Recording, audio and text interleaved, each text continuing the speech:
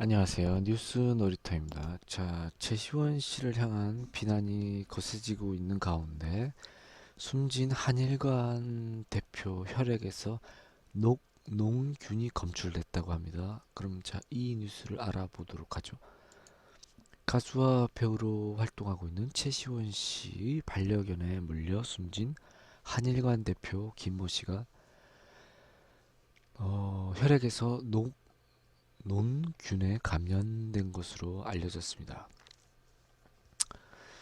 자, 농룡균이 감염 경로가 불명확하다는 사실에 그동안 최시원이 억울한 누명을 쓴 게 아니냐는 관측도 제기됐습니다. SBS는 김 씨가 사망한 후 4일 뒤 나온 혈액 검사 결과에서 녹농균에 의한 폐혈증이라고 23일 보도했습니다. 자, 김 씨는 최 씨 반려견인 프렌치 불독의 정강이를 물렸었고 6일 뒤에 폐혈증으로 사망했습니다. 보도에 따르면 녹농균이 정확한 감염 원인이나 경로는 밝혀내기가 힘들다고 합니다. 김씨 시신이 부검없이 이미 화장된 상태이며 김씨 유가족은 개에 물렸을 당시 경찰에 신고하지 않았고 숨진 뒤 사망 신고만 했습니다. 이런 이유로 경찰은 유가족이 고소가 없는 한 견주인 최씨 가족을 수사할 계획이 없습니다. 자, 녹농균은 감염이 되면 녹색 고름이 생긴다는 이유로 붙여진 이름이죠.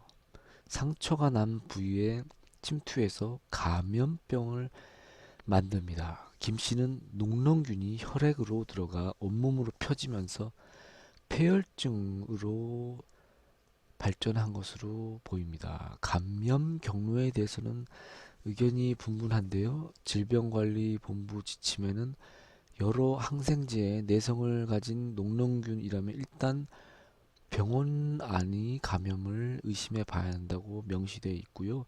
개의 구강에 있던 녹농균이 사람에게 감염병을 일으킨 경우는 전 세계적으로 6건 밖에 되지 않아 가능성이 매우 적습니다. 녹농균은 생존력이 매우 강하고 수영장, 욕실 등 습한 생활 환경에서 잘 자라기 때문에 김씨가 집에 머무는 5일 동안 상처 부위를 통해 감염됐을 가능성도 배제할 수 없다고 하는군요. 자, 이런 소식을 알게 된 네티즌이 갑론을박을 벌이고 있는데요. 일각에서는 최시원이 억울한 누명을 쓰고 비난을 받은 게 아니냐고 주장하기도 했고요. 숨진 김씨 가족들이 사후 대처가 수상하다는 의견도 적지 않습니다.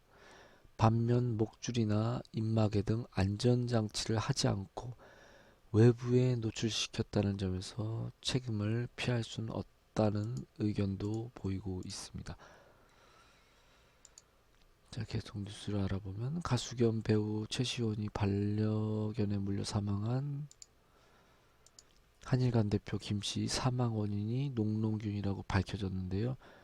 자, 녹농균이란 면역이 결핍되면 기회주의적 감염을 유발하는 병원체이고 호흡기와 소화 배설기관, 화상 부위, 상처 등의 감염을 만드는 균입니다. 감염이 되면 염증과 폐혈증이 발생할 수 있으며 폐나 신장 등 인체 장기에 감염될 경우 치명적이라고 합니다. 한 매체에 따르면 23일 김씨 사망 뒤 실시한 혈액 검사에서 녹농균에 의한 폐혈증이라는 결과가 나왔다고 보도하여 감염 경로로 병원 내 감염 가능성이 있다고 전했습니다. 원래 감염병이었다가 병원 치료를 받은 뒤 감염되는 환자의 14%가 녹농균에 의한 감염이라는 점과 개에 의한 감염 가능성이 낮다는 점을 들어 다양한 감염 경로를 의심해 볼 필요가 있다고 전했습니다. 의학 전문 기자에 따르면 개 안의 균 때문일 가능성은 배제할 수 없으나 개 구강에 있던 녹농균이 사람한테 감염병을 일으킨 경우는 아까 말씀드린 대로 전 세계적으로 6건 정도뿐입니다. 녹농균은 수영장, 욕실, 습한 곳에 강하기 때문에 피해자가 집에 머무는 5일간 상처 부위에 감염됐을 가능성도 있고요.